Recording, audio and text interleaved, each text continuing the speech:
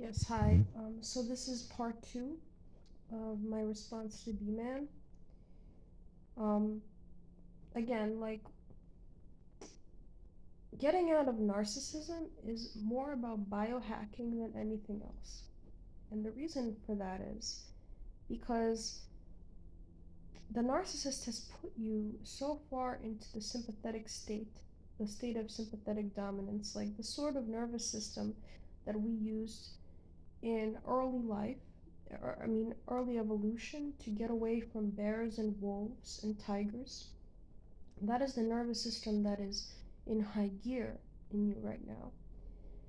And this accounts for the loss of memory, the loss of timing, the inability to feel time, because your executive function, your hippocampus, has shrunk, right?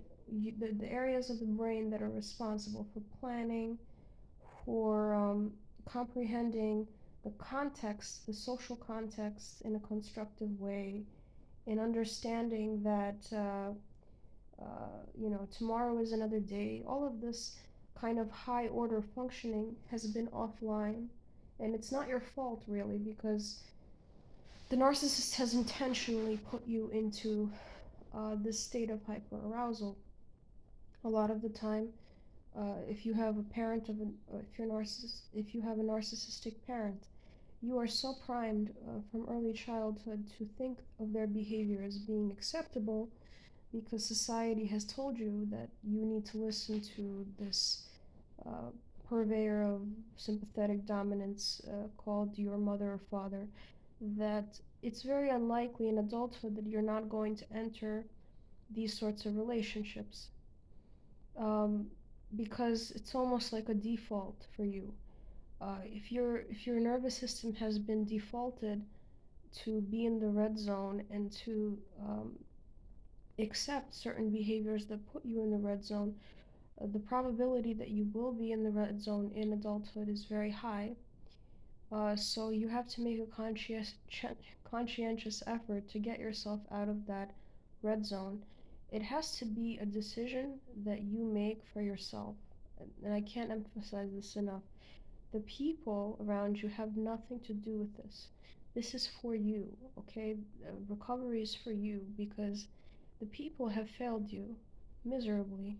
Nobody ever stands up for the offspring of narcissists. They would prefer to just toe the line and allow the offspring of narcissists to sink than to actually step in and say, you're treating your child unacceptably.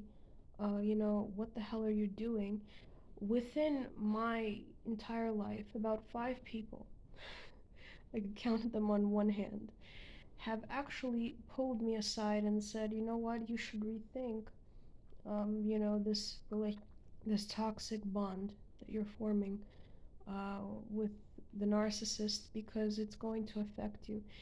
And to this day, I remember those people's faces, and to this day, I thank those people because in my mind, if they had not done that, I would probably still be in the default of thinking that the behavior is normal, but it's not normal.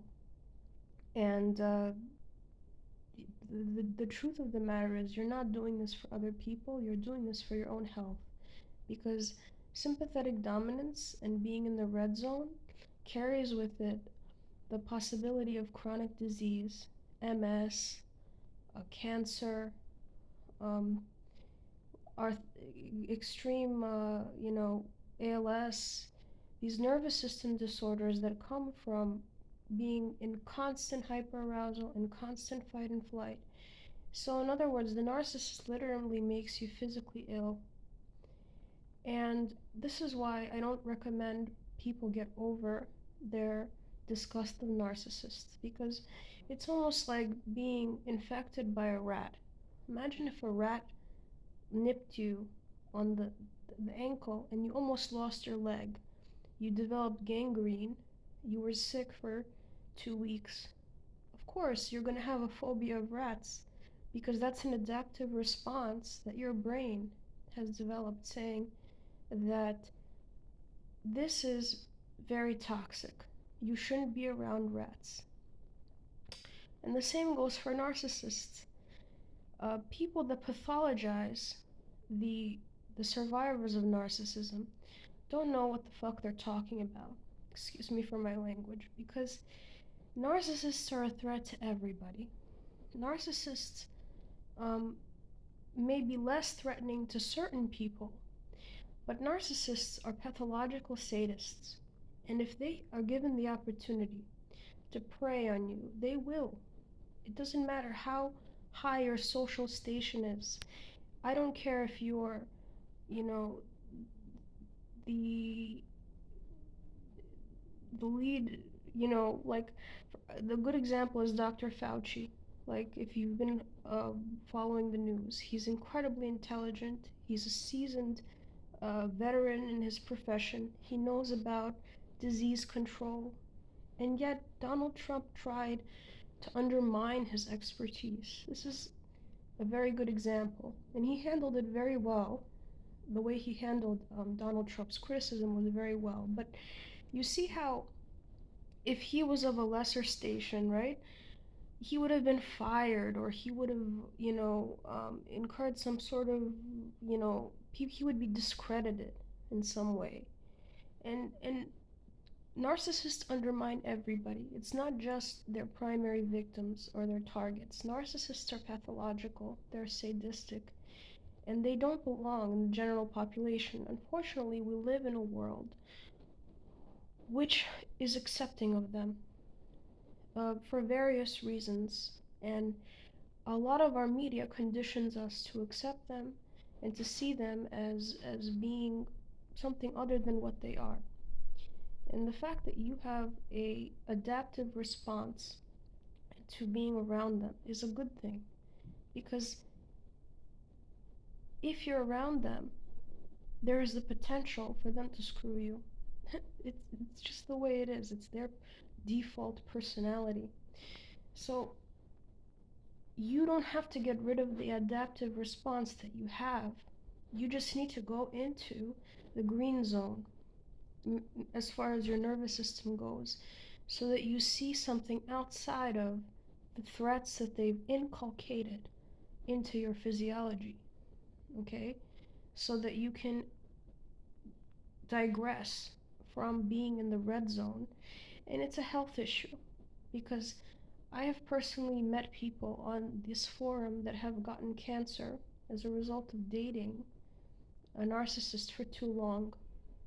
And that is this very scary, scary prognosis, because that is what happens when you're sympathetic dominant. When you're in the red zone, your body shuts down, your immunity shuts down.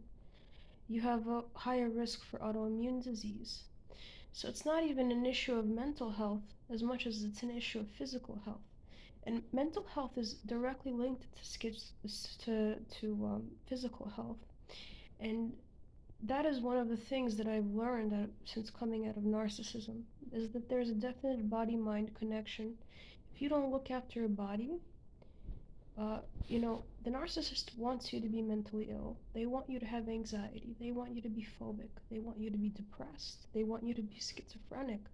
And I have personally experienced this. Like, the narcissist that I know would come up to me and be like, I think you're turning schizophrenic. I think you're hearing voices, because they want you, and they think with their whole being that they can put you into that state eternally, indefinitely.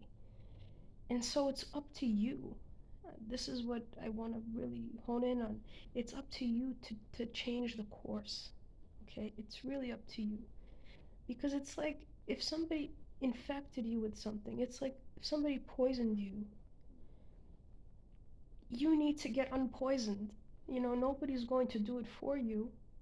It may take a lot of time, but it's better than just sitting there and thinking about how a person poisoned you. Because, yes, a person poisoned you, but at the end of the day, you need to get well. You need to wean yourself off that poison and obtain optimal health. That is the end goal. So how do we do that?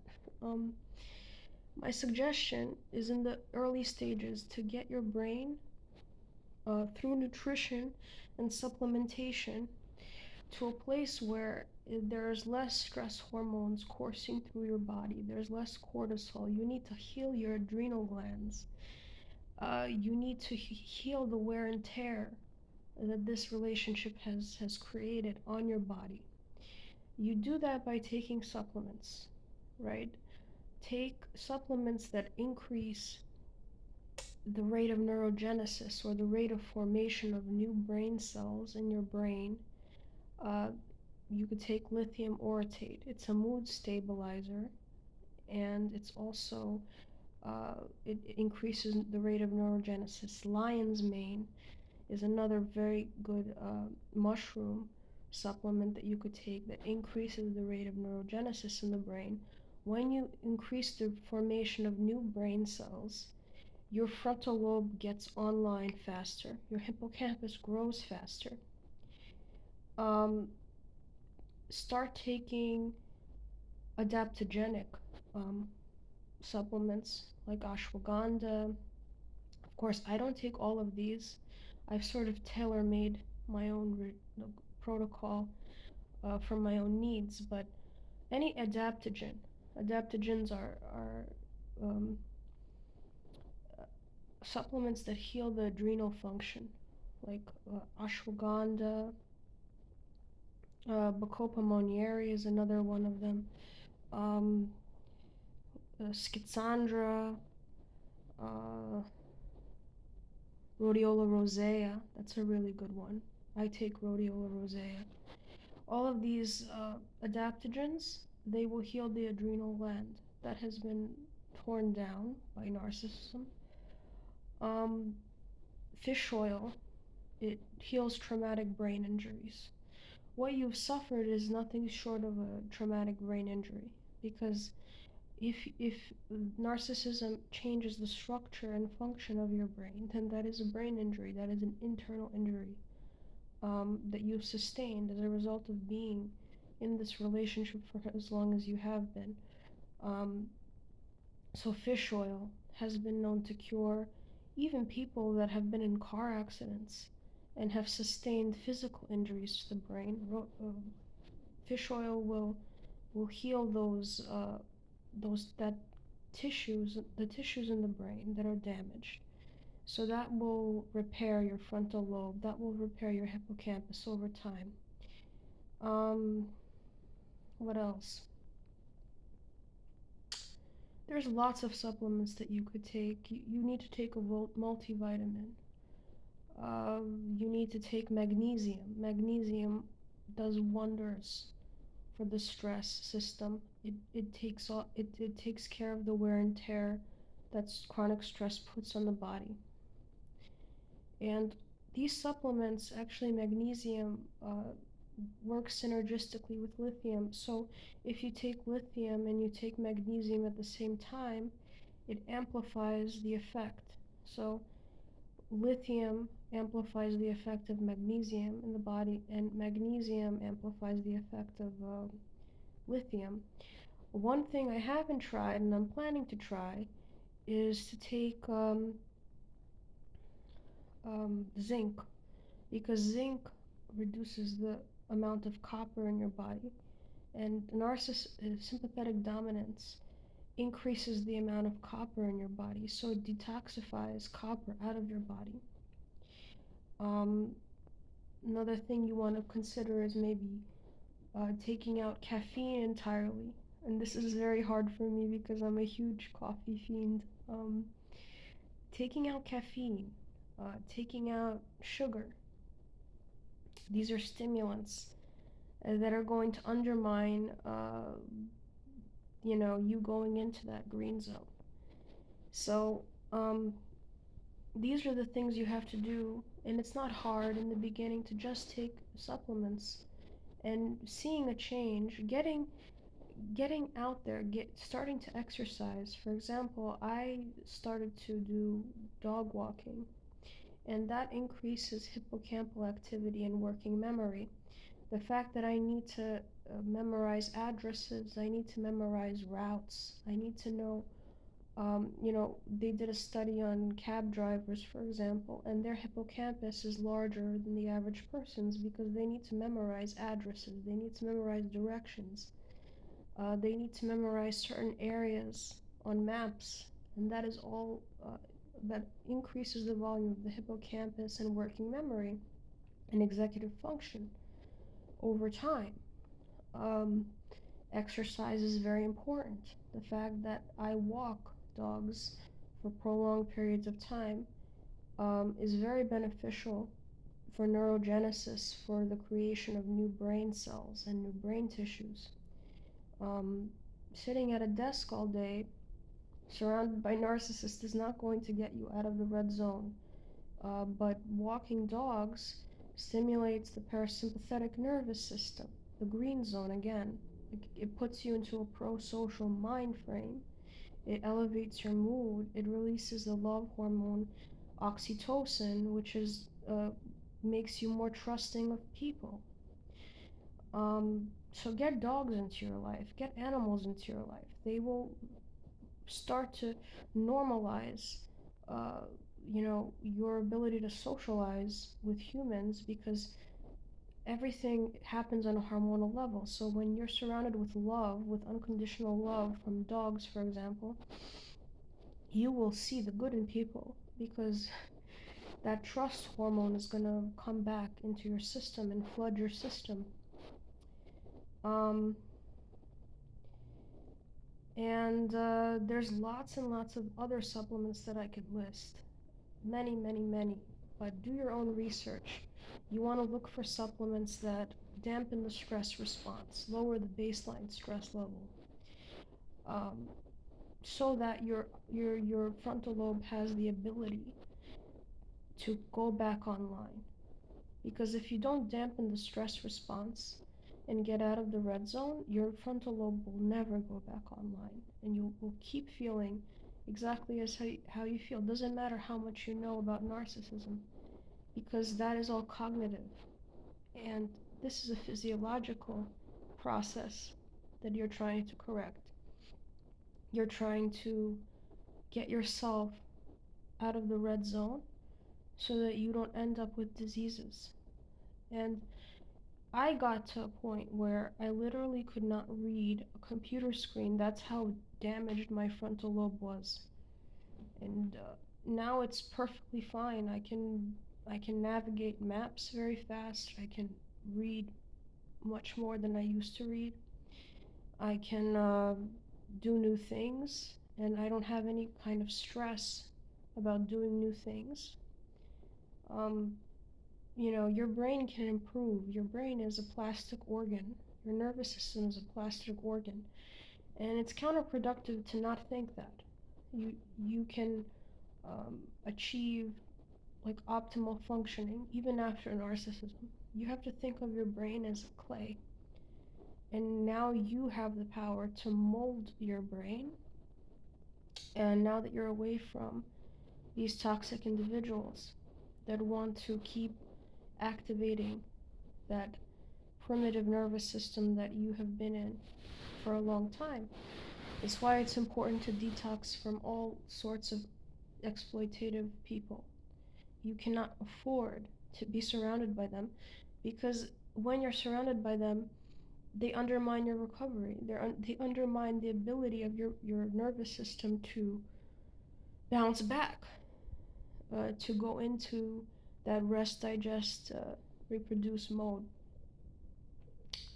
They undermine your health and they undermine your sanity because within the red zone, you start developing psychiatric disorders. It's a well established fact that if you're in hyperarousal, you have anxiety, you have depression that can escalate into many different psychiatric symptoms. And you can talk about diet as well. Diet is something that I haven't explored as much as I have supplementation. And I'm continuing to explore it now. Mm, But basically, you want to detox the body. You can't have too much sugar. You can't have fried foods. You can't have caffeine. You simply can't afford it because you are healing your brain. You're driving it out of its inflamed state. You're driving your nervous system out of um, a very, very, very toxic state. So I hope this helps. I hope my video helps you. I will continue to explore this issue. There's lots of things that you could do on a dietary level, on a on a behavioral level to change, and you have no choice because your future is very bleak if you stay in the red zone. And it's just the way it is. I hope that helps. Kisses.